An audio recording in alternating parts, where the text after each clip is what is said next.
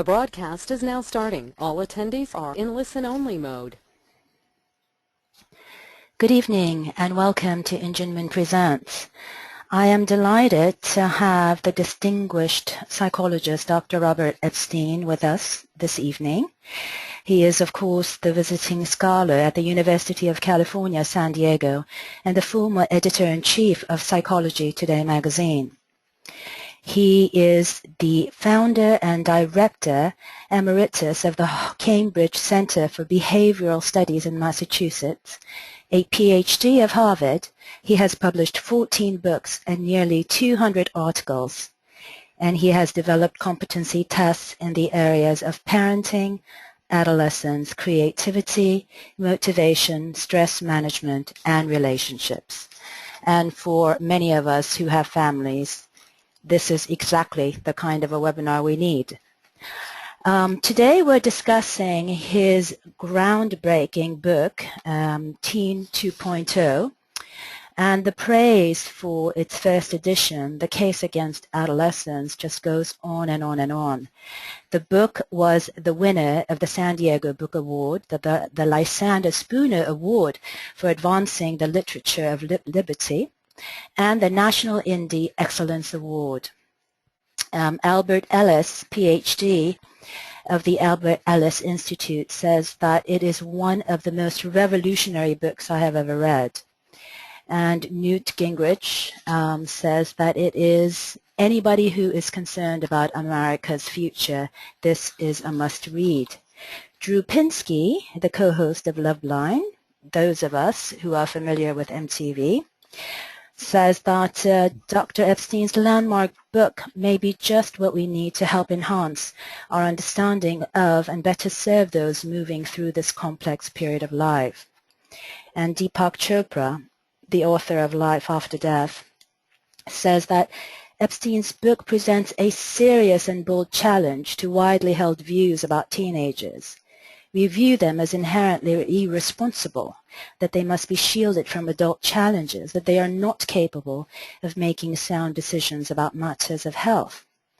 But Dr. Epstein demonstrates in a rigorous and persuasive way that teens are in fact highly capable.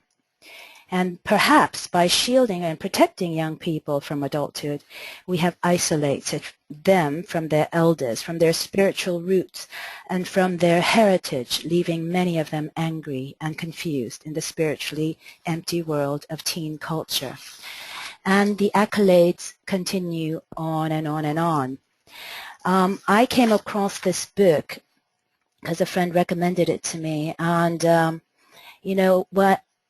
I, being a mother of 6 children, have had my run-ins with the term adolescence and teenagers and turmoil and all those things that we usually stereotype our youngsters into. But he really challenges all of us with his book to rethink or to reassess our assumptions that we have when we think about teenagers or adolescents. And, you know, today's webinar, the topic is called Adolescence, How Can We Get It Right? But to make the long story short, Dr. Epstein's answer to that would be abolish adolescence.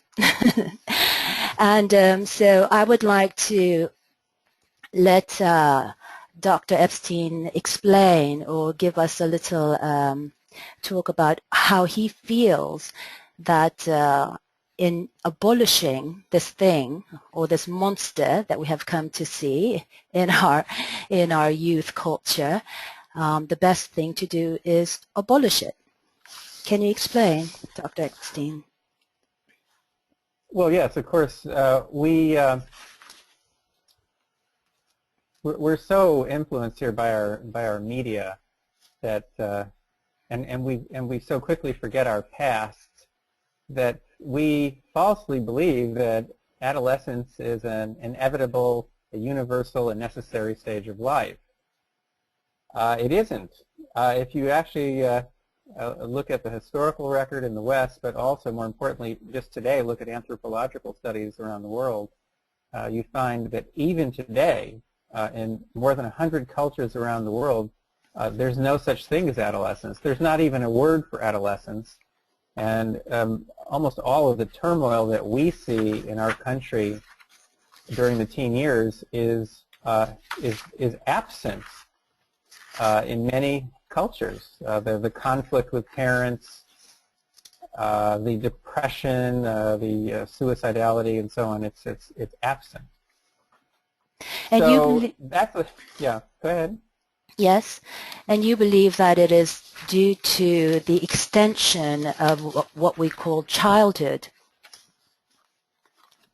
Well, yeah.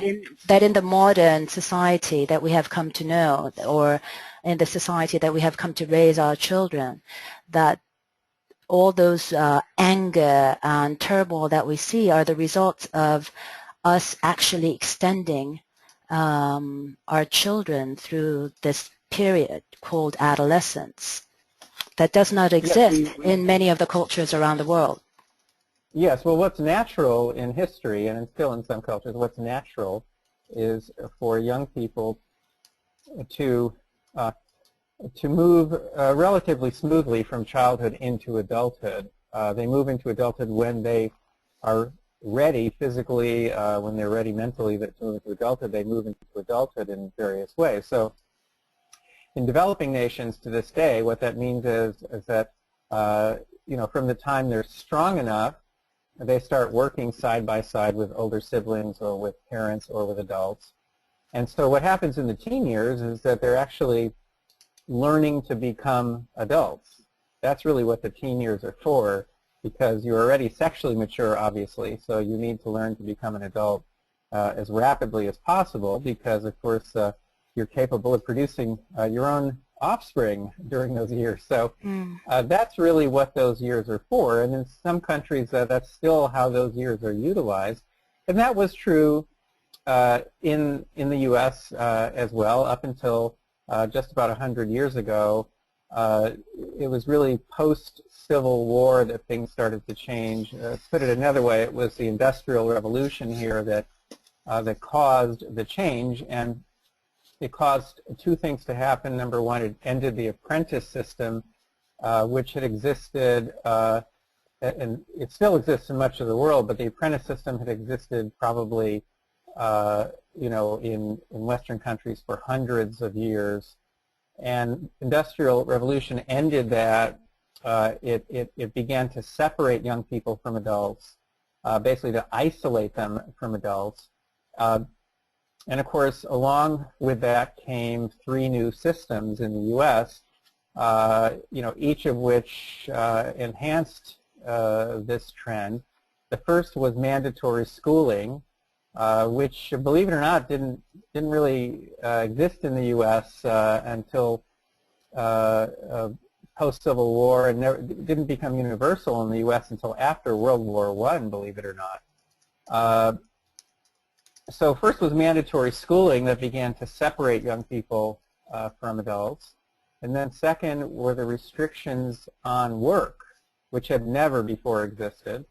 But basically, you had to be older and older and older in order to work, which really, especially these days, makes no sense, absolutely none, when you could set up a big business, from your bedroom when you're 13 and make a fortune.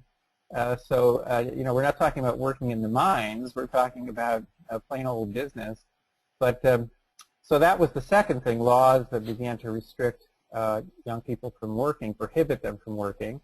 And then the third system was the so-called juvenile justice system, or as I call it, the juvenile injustice system, which was simply a way, if you look at the history, it was a way of sweeping tens of thousands of young people off the streets who didn't want to go to school, or their parents felt they didn't need to go to school, and they were on the streets in these growing cities. And it was just a last resort of authorities to just sweep them right off the streets with the so-called juvenile justice system. So what they had to do that was invent new crimes. They had to invent crimes that never existed before. So literally playing ball in the street or singing in the street or any number of things could get you, put into that new juvenile justice system. I call it the juvenile injustice system because what it actually did was took away constitutional rights from young people. And before that system existed, young people had the same constitutional rights that adults had, exactly the same. Yeah. But if you were to talk to, any parent about the constitutional rights of a child, they would invariably say, well, they're not responsible enough, or they're not competent enough to even think about what those rights are. And you talk about, the three major upheavals in your book, or the multiple movements, and as you mentioned, it was the Industrial Revolution, together with the compulsory education and the women's rights movement, that were all kind of set in motion all at once, all surrounding this house, the Hull House, as you call it, started by Jane Addams and her friend Ellen Gates Starr. And you talk about how all of these things were done with good intentions, with the intentions of protecting the child. But all of these new laws that came to be have turned quite monstrous into actually imprisoning our kids into almost eternal childhood, so that they can never enjoy the continuum that Jane Liedloff talks about in her books, from childhood to adulthood. And that is why we're seeing so much turmoil, in the news and in their homes. And all of us as parents, I'm sure, have gone through experiences where we just have to, throw our hands up in the air and say, who is the best psychologist that we know of that we can get our kids in front of, or what can we do, or what intervention can we throw on our kids, and all of this. But or what drug, or what drug can we give them, which is that's been a big growth market for the drug companies. Yeah. So the drug companies and this teen culture businesses that have become, huge billion-dollar industry are in a way feeding off of this extended childhood, as you say in your book. Oh, the drug companies are real villains in the story. There's no question. No question about that at all. I've consulted for major drug companies, so I've been there. I've seen it, right up close. They're always looking for ways to expand their markets. And so, of course, one thing they've done over the last, especially last 10, 15 years, is they've pushed to lower and lower and lower and lower ages, so that now, we're looking at 5 or 6-year-olds, and we're saying that they're clinically depressed or suffering from bipolar disorder, and putting them on drugs that were never developed for children, never tested on children.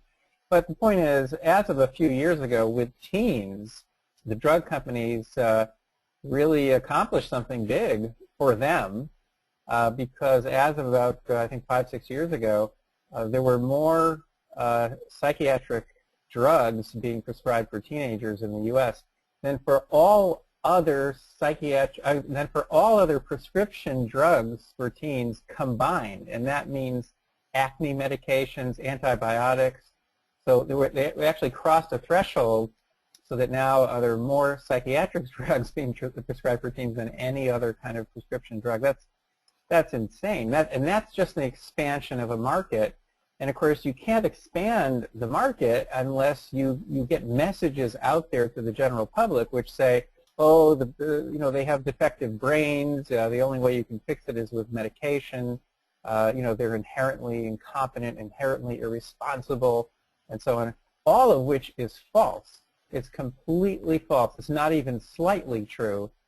But those messages have been successfully conveyed by the drug companies, and unfortunately by government agencies. Government agencies have bought into that. To some extent, even our court system has bought into that, and it's all false. Again, it's not even slightly true. It's very troubling to me. I've been I was labeled when I was very young as a seeker of truth, and I'm a big believer in finding truth, seeking truth to the extent that we can. So much is unknowable, but at least we can move in the direction of truth. And these myths about teens are completely false, and they cause they lead to great turmoil within our families, a tremendous suffering among our teens. In many cases, the breakup of families really have to do with the disruption in family life that occurs when our offspring reach the teen years. So much damage is done. And as a matter of fact, according to the most recent national comorbidity study, it's called, at this point in time, about half of all teens in the United States are diagnosable under DSM guidelines. About half of them are diagnosable with at least one emotional, behavioral, or substance abuse disorder. So there really is a problem. It's not anyone's imagination. There really is a problem, but we've created it. It has nothing to do with their brains. It has to do with our defective culture. There are no defective brains there. It's a defective culture. Well, why is it that the understanding that teen turmoil or difficulty comes from immature teen brain? Why is that understanding so pervasive? And I've had instances where parents came to me saying that their child is seeing a counselor or a psychologist, and their psychologist or counselor have explained to the parents that you have to understand that the teen brain is not mature, so they're going to be going through a lot of different things, and medication might be the best step to take. But that's the message of the drug companies. Mm-hmm. Now, let me take you back in time again to the early 1900s. And I actually have a textbook from the early 1900s, a psychology textbook, which was owned by my father, my biological father, who was in training when he was young to become a psychologist. And I found some of his old textbooks at one point in the basement of my parents' home. And so I saw it for myself. I mean, you can look in libraries, too, to confirm this. But in the early 1900s, a lot of textbooks in several fields, including psychology, had a chapter on racial psychology, racial differences. And it was all very mainstream. I mean, there was a clear belief that blacks, in particular, were inferior beings. And that idea was supported by looking at physical differences. In particular, the structure of the skull, for example, was seen as evidence that there was something literally defective about their brains.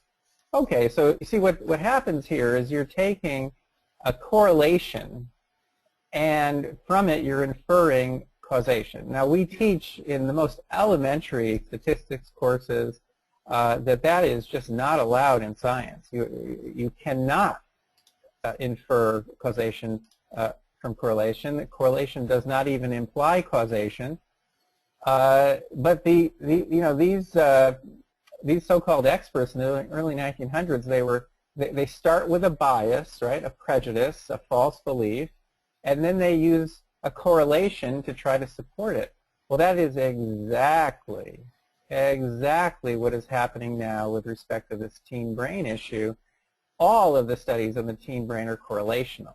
Of course, there are differences, slight differences between the brains of teens and the brains of 30-year-olds, and there are slight differences between the brains of 30-year-olds and the brains of 50-year-olds, and the brains of 80-year-olds, and so on. Of course, the brain changes throughout life, but that's correlation. Of course, there are slight differences, but what's happened here is people have said, aha, well, our teens are in turmoil, and look at this, their brains are a little different. Aha, the turmoil must be caused by the brain, by the differences in the brain. There are no causal studies whatsoever. There's not even one. I know the people who do this research. I know the people. I know these people. They're just correlational studies, and they're making the same idiotic mistake that these racial psychologists were making in the early 1900s. Now, let me tell you what happened to those racial psychologists. They were literally written out of history, absolutely written out of history. Their names are gone from the textbooks entirely. They were seen eventually as such an embarrassment to the field of psychology that they were written out. And I'm telling you that some of these researchers who should know better will be written out of history. What they're doing is shameful. You should never infer causation from a mere correlation. They're taking a bias, a prejudice, and then trying to support it with correlational data. It's shameful. And by the way, if there was something about the teen brain that caused turmoil during the teen years, we would see it in every culture on Earth. And we certainly do not. And not only is it absent from many cultures, but we know from other studies that when you bring Western practices into cultures where there is no teen turmoil, usually within 10 years, you have full-blown adolescence with all of the problems that we see. It only takes about 10 years when you bring in Western practices. So it has to do with the practices. It has nothing to do with the brain. And again, I think it's shameful that any researcher would in any way feed into these false ideas.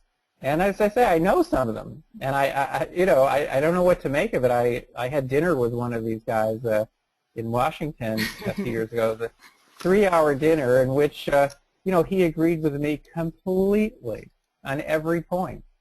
And then he went off, and to this day he continues to give the same shameful, false messages about the teen brain. Why? Because it feeds into prejudices. In other words, that's where the money is. That's where the pharmaceutical money is. That's where the research money is. It feeds into prejudices. It's a shame. It is absolutely a shame. And, the thing that I love about your book is it's kind of, anybody that is dealing with youth, a youth minister or a pastor, teacher, or a social worker, this is really a must-read because you give us a reason to have faith in our own children again. Oh, yeah. Because the modern society says and labels them as irresponsible and incompetent. But you're saying that actually the peak performance, when you measure their competency through your testing, you realize that, we are all at our peak in our early teens, which is absolutely incredible. That's been known, of course, in some ways for a long time, really since the mid-1900s, even a little bit before that. The people who were doing the early IQ research, they found this out early on, that the just raw intelligence, the ability to learn and reason, actually peaks somewhere between ages 13 and 15. And after that, any gains are very, very small. And then at some point in our 20s or 30s, we start to decline, and we decline from there on in throughout our lives. The same is true with literally with brain size. Brain size peaks around age 14. Then the brain begins to atrophy, and it continues to atrophy throughout our lives, so that by the time we're 70 or so, it has shrunk. The brain has shrunk to the size it was when we were between 2 and 3 years old. So we have less brain tissue to work with. So I mean, in many ways, this has been known for quite a while. Now, my new research just makes this clearer in some ways, because a big study that I presented with colleagues just recently with more than 50,000 people in more than 50 countries. In this big study, we looked at adult competence throughout the lifespan, and adult competence in teens is almost the same on average as adult competence among so-called adults. So I'm talking about comparing ages 13 to 17. to people ages 18 and over, and we had people as old as, I think, 75 or 80 in the study. But looking at 14 different types of adult competence, teens are pretty darn close. And there's, of course, variability at every age, but what's especially interesting is that about a third of these teens, ages 13 to 17, actually are more competent than the median adult. So a third of teens are actually more competent. I was quite surprised with that. Yes. Yeah, so, you know, the problem is that what we do is we dismiss all young people as if they're equally incompetent and irresponsible, and then we pretend that the moment they turn 18 or 21 or something or other that they suddenly become competent, and that is just it's false. It's ludicrous on its face. Now, this is why a lot of young people get angry or depressed, because a lot of those people, they know how competent they are, and they're not being allowed to enter the adult world, and they're being infantilized, which means they're being treated like children. And wouldn't that make any of us angry or depressed? Of course it would. So I mean, I have a whole new appreciation for young people, and it's completely changed my parenting.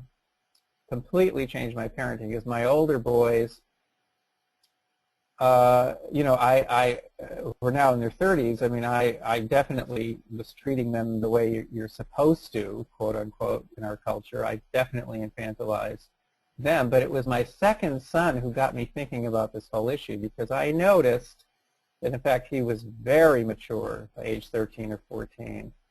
And in a way, he was more mature than I was, and I began to wonder, why was he stuck going to high school? What a waste of his time. He was ready to go into business, certainly by age 14. He was doing a lot of serious trading with baseball cards and making really good money, and he could easily have turned that into a very successful business. And he had a good business skills. Why was he stuck? Why could he not move forward? So the point is, that's what started me doing this this research. It's now been many years, but at the moment I have two teenage offspring as well. Notice I don't call them children, because they're not. And my parenting is completely different, and all the craziness I ran into with my older ones is gone. There's no craziness at all, none. There's no turmoil, no mistrust, I mean, nothing. Because since they were very young, I've been saying to them things like, you decide. That's one of the most common things I have said to these wonderful young people since they were very young. I would say, you decide. And so hard for a parent to say to a child, especially when your child is rebellious and going through a difficult period in their life.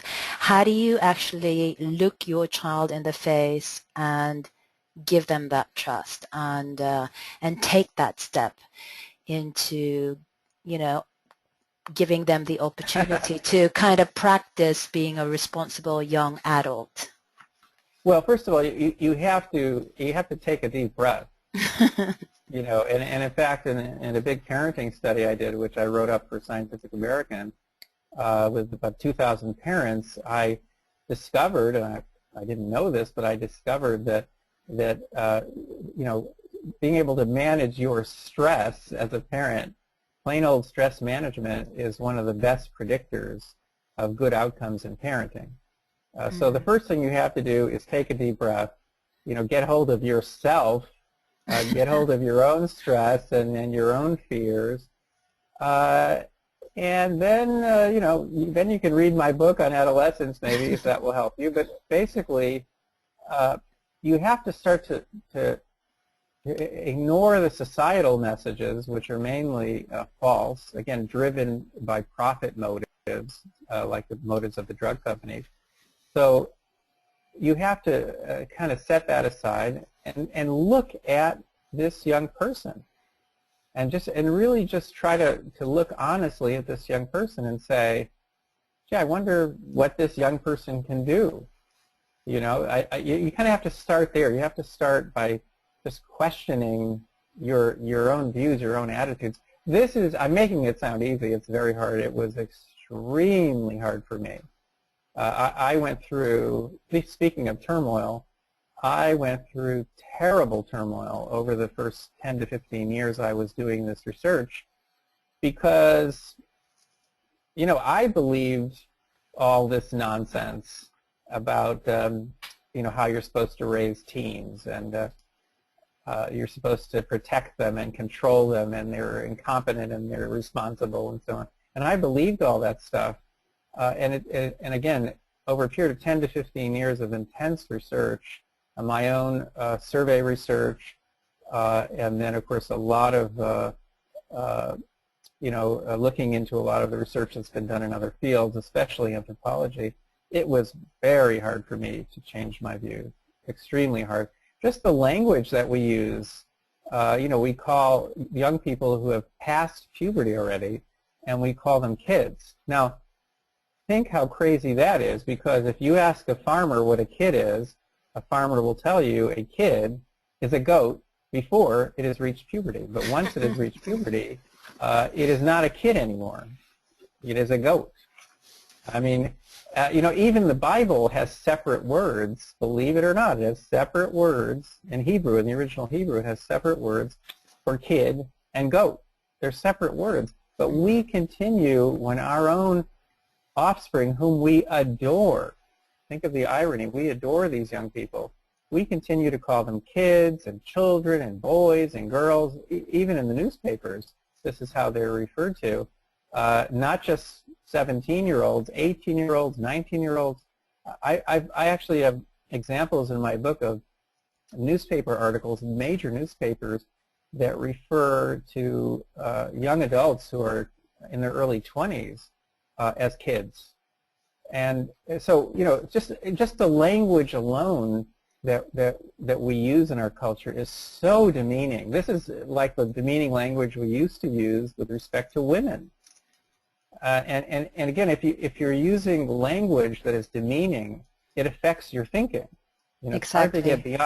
It's hard to get beyond language. Language is about the most telling indication of our attitudes as anything is. It's more telling sometimes than our behavior. You know, just how we talk. So, you know, again, I'm making it sound easy, but anyway, you really have to take a deep breath. That's step one. You know, learn a little bit about the actual capabilities of teens. Recognize that there are individual differences. Then look at your young people. Look at those young people in your family and say, I wonder what this young person could actually do. I wonder how mature this young person could actually be. Now notice I'm saying could, because what I'm talking about here is what your role is as a parent. And again, this is where, again, I went through a lot of change myself, because your role as a parent is not to control. Now, a lot of parents don't know that, but that's actually not your role. If that's the role you play, then you're going to be pushing those wonderful young people whom you adore, whom you would die for. You're pushing them away from you. If that's what you think your role is, to control them, then you're pushing them away from you, and you're creating the so-called gender gap. You're causing them to be more secretive about what they do. You're not stopping them from doing anything, nothing, but you're pushing them away from you. So if you want to, you're turning them into your adversaries, which is probably the worst thing you can do as a parent. Yeah. Well, it's doubly horrible in our culture in particular, because if you establish an adversarial relationship between you and your teens, think about it. Think about what happens in our culture typically. In our culture, sometimes around age 18 or so, those young people move out. And they never live with you again. And sometimes you're stuck, therefore, in that adversarial mode. And I know of cases, and I'm sure you do too, where where the parent and the offspring are still in that adversarial relationship 10, 20, 30, 40 years later, they still have that same adversarial relationship. So you know what? You never want to be in an adversarial relationship with your own precious offspring. Never, not even for 1 second, you ever want to have such a relationship with those very important people in your life. Never. So what do you do? Well, you know, if you're not a controller, what are you? What is good parenting? Well, a good parent is not a controller. A good parent is a facilitator. A good parent is a guide. A good parent helps those wonderful young people what? Enter the adult world. You see, not flourish in the idiotic world of teen culture, but your job is to help them enter the adult world. And you know that job starts, believe it or not, when they're born. That's your job. You know, think about it from an evolutionary perspective. I mean, the only reason you're needed after you have offspring is to help those young people who are quite helpless, help them grow and survive until a time when they're strong enough and mature enough to create their own families. See, so looking at it another way, your job is to facilitate their entry into adulthood. Mm-hmm. That is your job. And you know, this is the message I've conveyed with my two middle children who are now 14 and 16, and that's the message I've conveyed to them right from the start. And my daughter, by age 8, not every day, but frequently, would get up in the morning. She would, on her own, she would cook breakfast for everybody. She would clean up. You know, she took great pride in that, in really being a helpful member of our family. That's wonderful. And these two young people, I have never been in conflict with them for 1 second. Never. And I never will be in conflict with them. And eventually, by the way, I apologize to my two older sons for really my poor parenting.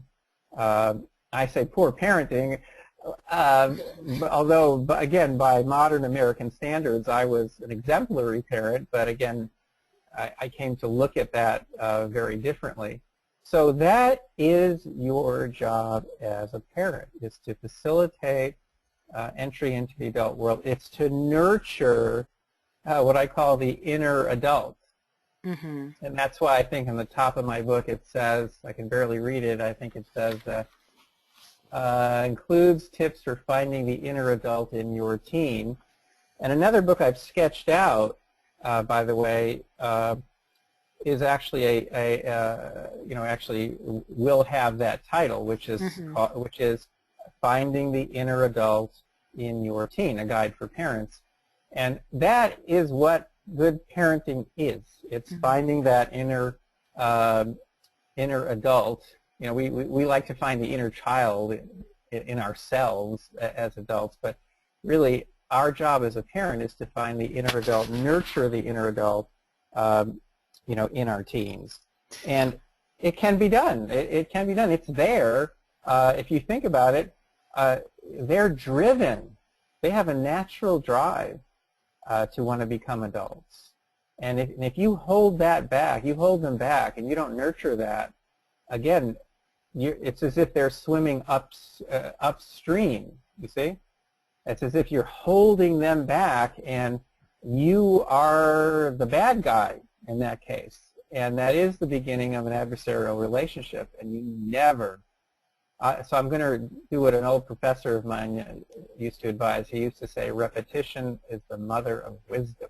Mm-hmm. So I'm going to repeat myself. I'm going to say, you never for 1 second should be in an adversarial relationship with your own offspring. Never. Well, I think, Dr. Epstein, we have quite a few people with questions here who are in difficult situations regarding their family and their children. And so I'm going to forward some of their questions to you. Sure. This is from one mother. She asks, do you favor practicing, quote, timeout in order to discipline your child? And again, if so, at what point do you start and at what point do you stop? And I know that quite a few parents use this timeout when they're trying to discipline their toddlers, but I think this mother is talking about timeout for young adults that she's having difficulty with. What would be your recommendation? Well, two things. One, it is okay to use this with young children, but you still have to be careful about it because, you know, if a child's out of control for some reason, a timeout, it gives them a chance to calm down. But, you know, they should only get out of timeout when, in fact, they are nice and calm. You know, so and that's important because some people do it by time, and time is not correct. They really should calm down.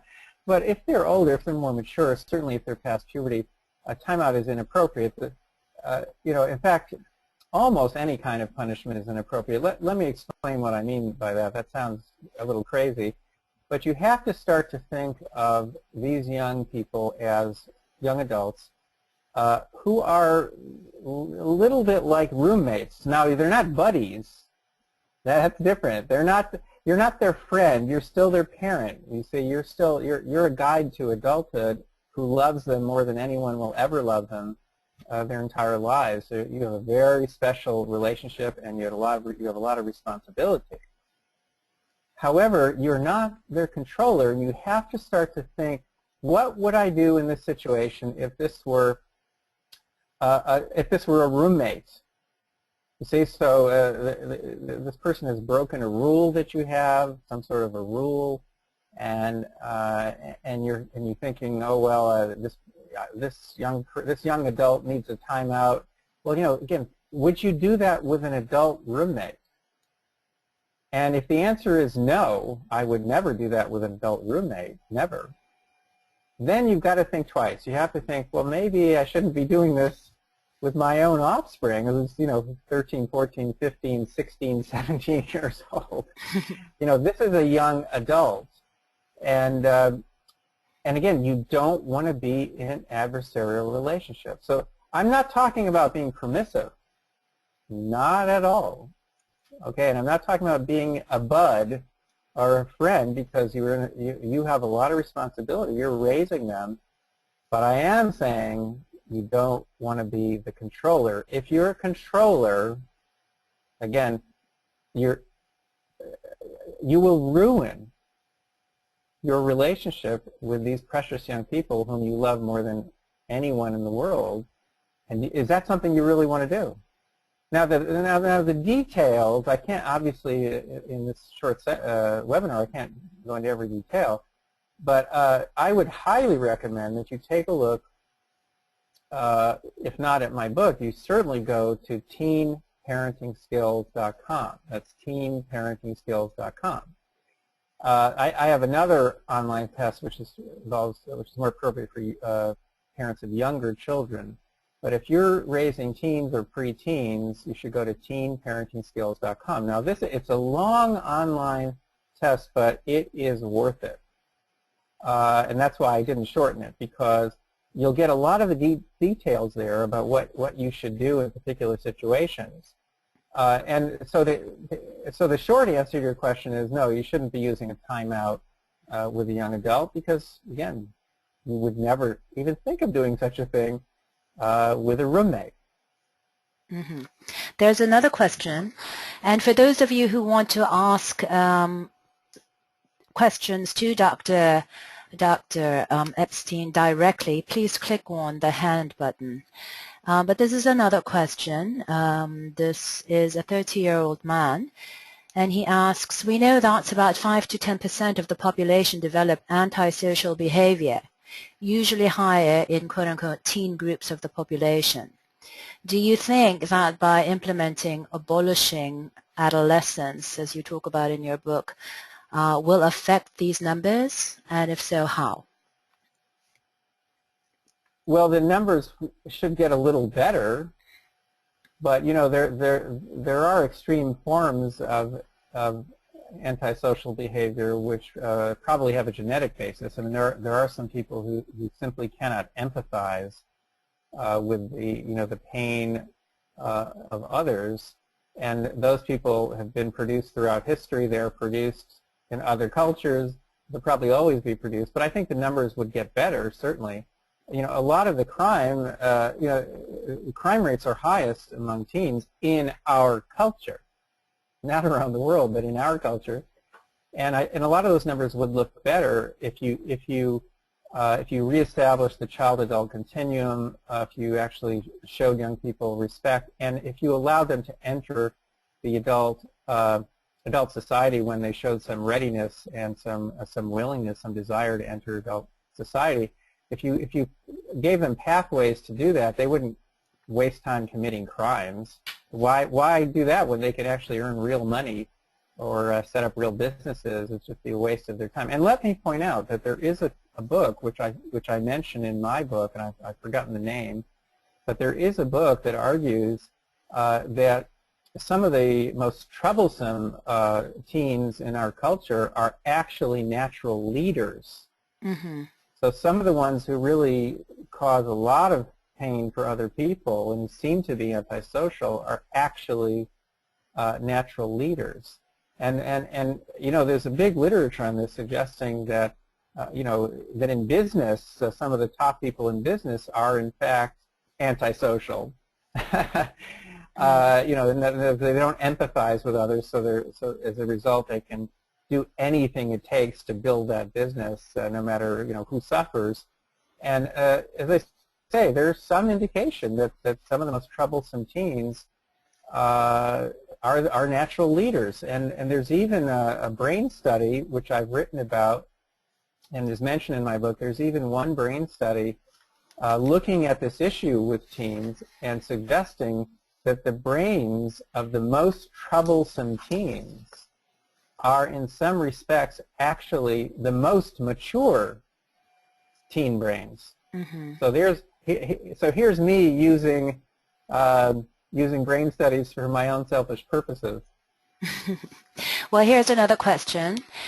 It asks, what is your opinion about the effects of violent video games on young adults? Yes. Well, that's another area where the studies are most of the studies are correlational, and the few studies that are experimental studies show only very short-term effects. So I'm one of those people who thinks that probably violent video games, violent movies don't make young people more violent. I think it's probably the other way around, and this is always a possibility when there's a correlation. You don't know what's causing what. And in this case, I think what's really happening there is that some young people who have violent tendencies, who like seeing violence, who are drawn to violence, they're the ones who are more likely to play those games. So it's not the game causing the violent tendencies, it's the violent tendencies that are drawing people to the game. So I think the causation probably goes the other way. But, you know, you can't tell from correlational studies. You don't know what's causing what, and that's the problem with such studies. We have to be careful about not drawing the wrong conclusions from correlational studies, especially if all we're doing is trying to reinforce our prejudices. Mm. So for a parent who's dealing with the fact that their child is, or their young adult is spending all their time playing these violent games, and they've tried all sorts of different tactics to try to coax them out of their room to help them being young adults, responsible adults. What are some of the tools and tips that you could advise different parents who've written to us just now about these Sure. addiction to video games? Well, for one thing, you shouldn't be coaxing them out of their room. See, that's you being a controller. So, you know, what I have done with my younger ones is I inform them. I tell them what my opinion is. I tell them what I think is good and bad about these games, and so on. And then I say, you decide. And then I say, and whatever you decide, I will back you up. I will support you. Aha! You see, now I'm not a controller, am I? No, not at all. And now the relationship actually gets closer. the relationship gets stronger. And that's what you want. You want the relationship to be strong so that when these young people have real problems, you know, they will share them with you. You don't want them to you know, to run away from you and think of you as the enemy. So I say, this is my opinion. This is what I think. You know, I think these games are, you know, I think you're being manipulated by big corporations. You know, I don't like that fact that these people, these business people are just manipulating you. I don't like that. It's something you might want to think about, and I say, but you know, you decide, and whatever you decide, I will back you up. So now and then, of course, they're going to make decisions that you think are terrible.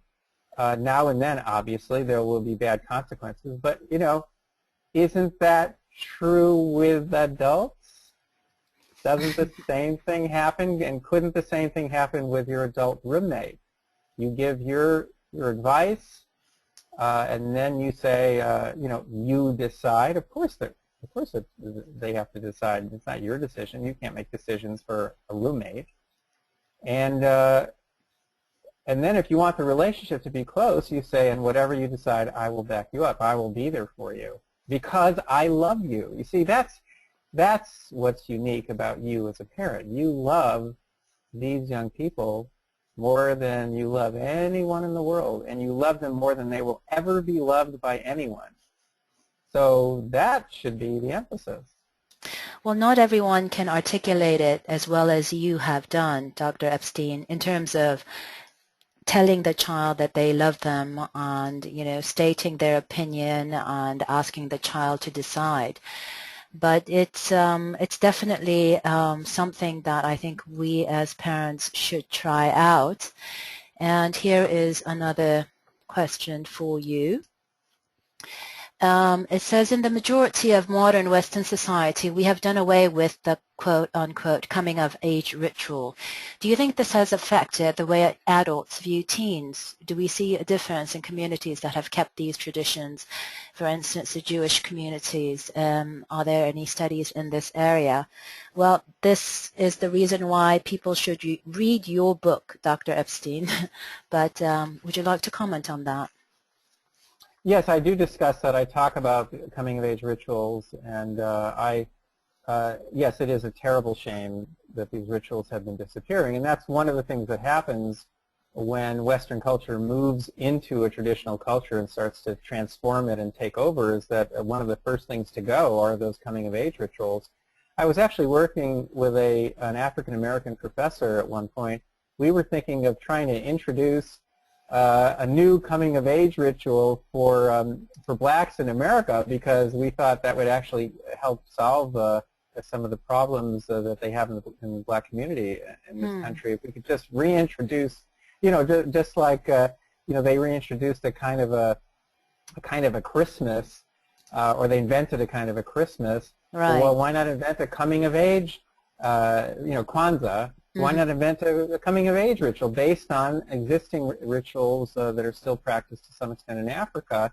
And, you know, we got distracted with other things. But, yes, coming-of-age rituals are very valuable because they say to a person who's usually only about 13, you are an adult. I am welcoming you into the adult community. And, of course, then you have to follow up and actually treat them that way.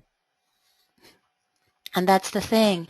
You want to give children authority, but many times we don't give them, we want to give our children responsibility, but many times we don't want to give them authority to carry out the responsibility given to its Correct. full completion. So here's another question for you. What do you do when one parent wants to practice the type of parenting that you are espousing in your book, but the other totally disagrees? Well, you know, you could phrase that in a more general way, having nothing to do with my book. You could say, what happens in a family when the mom and the dad want to parent very differently? Well, that's a source of terrible conflict and stress within a marriage. within in an adult relationship, it's a source of terrible conflict. One of the worst kinds of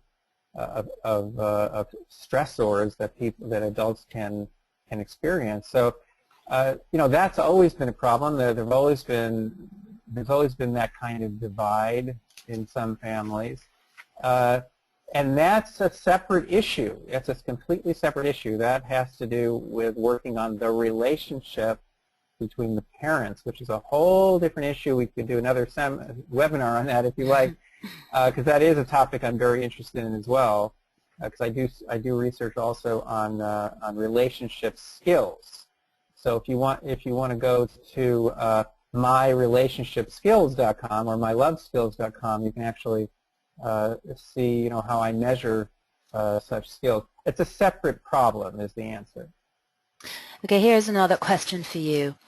You mentioned in your book that the young adult should have the right to decide, for instance, when to get married and with whom, and that they should be able to make such decisions themselves. Well, what if I am a parent that does not agree, or that goes totally against some of the religious views that right. our family has? Right. Well, again, I'm gonna do that repetition thing that my old professor used to recommend, because I'll answer the question the same way I've answered some previous questions. You should certainly, again, you're not their buddy, you're not their friend, right? You are a parent. You have a special role to play in their lives. So you've done everything you possibly could do over the years to teach them certain values, certain beliefs, and so on. Of course you have. And when these issues arise, you need to say, this is what I believe. This is what I tried to teach you. This is what I recommend. This is what I hope. See? And you say it. And you might say it over and over again. And then you say, but this is your decision. You decide. And then you say, and this is the most important thing for you to say, and whatever you decide, I will back you up. I will always be there for you because I love you. And that piece has to be there, that I will be there for you. I will back you up, whatever decision you make, even if it's a decision that I disagree with. So, the classic case of family destruction is when that young person says, I'm going to marry whoever it is, right? And then you say, well, that's it, I'm cutting you off. I don't want I'm banishing you. I'm exiling you. I never want to hear from you again. If you want to destroy your family, hey, go for it. But I just don't think, I would never do such a thing, and I wouldn't recommend it to anybody, because there's nothing more painful in life than losing a child, and that's a way of losing a child. So again, the formula is, okay, this is what I think, this is what I believe, this is what I tried to teach you, et cetera, et cetera, et cetera. This is what I would love you to do, what I hope you do, but you decide. So that's B.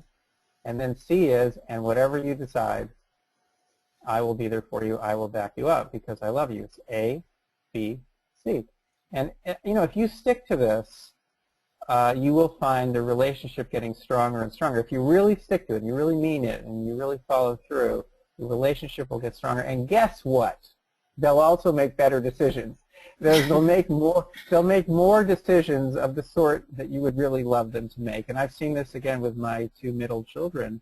That's exactly what has happened over the years. Now, if you suddenly start using this type of parenting method when your son or daughter is 15, 16, and you suddenly switch to this method, it could be a bit rocky at first, because remember, you already have an adversarial relationship.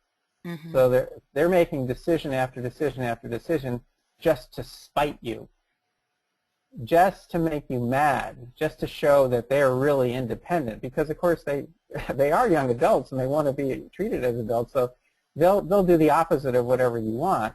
So what I'm suggesting works best if you start doing it, when they are preteens. If you start doing it early on and you really follow through, your relationship gets stronger and stronger over the years, number one, and number two, they make better decisions on average. They make better decisions. They make more decisions that you would approve of because they don't feel the need to run away from you.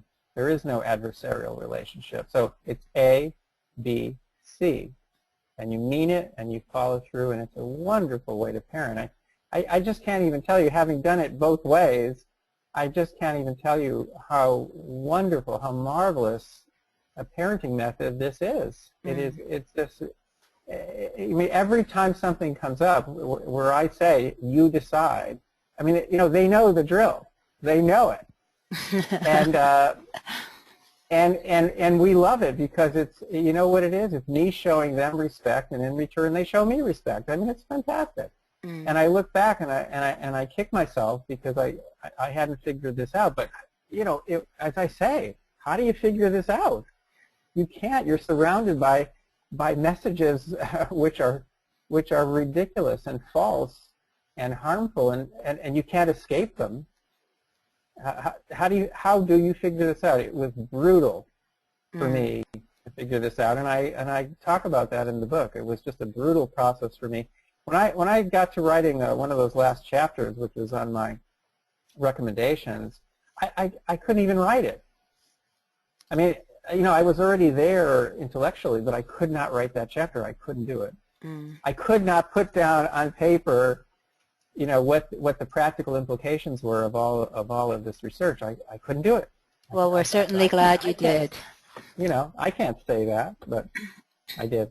We're certainly glad you did. We have one last question. It's just been amazing having you on this webinar. There are so many more questions waiting for you.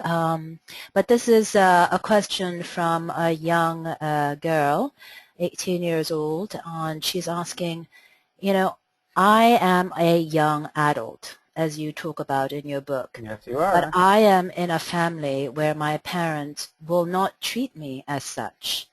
Right. What is the best course of action for me?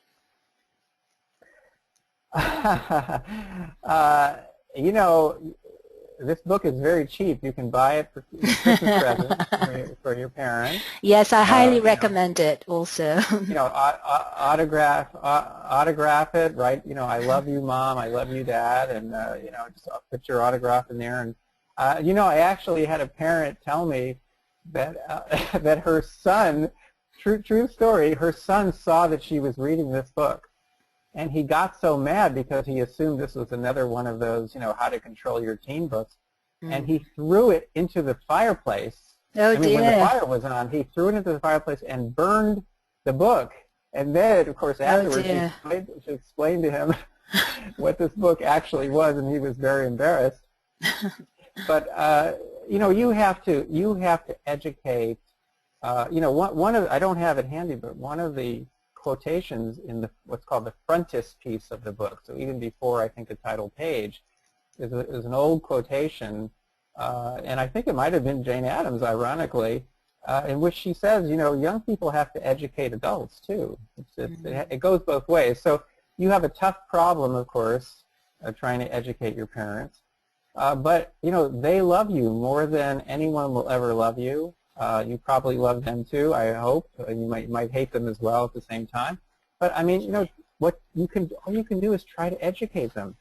Try to educate them, and don't lose faith in them. You don't want them to lose faith in you. Don't lose faith in them. Try to educate them. And you know what? If they're behaving stupidly and foolishly, try to forgive them. It's exactly what you would hope they would do for you.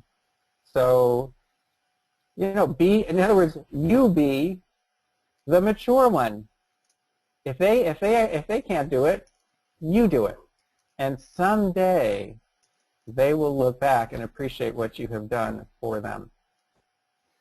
Well, Dr. Epstein, it's been a pure joy and pleasure to have you on our webinar, but I cannot let you go without one last question from my husband. Yes. He asks, what was it like to meet Slash from Guns N' Roses? He was cool, man. He was totally cool. I was amazed. Yeah, that was it was in Japan actually. I met him, and he was ultra cool. Yeah, good question.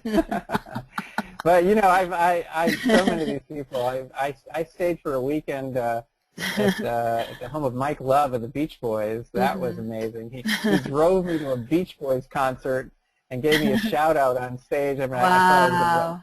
I thought I was going to wet my pants. It was amazing. It was such an experience. So, yeah, but Slash was cool.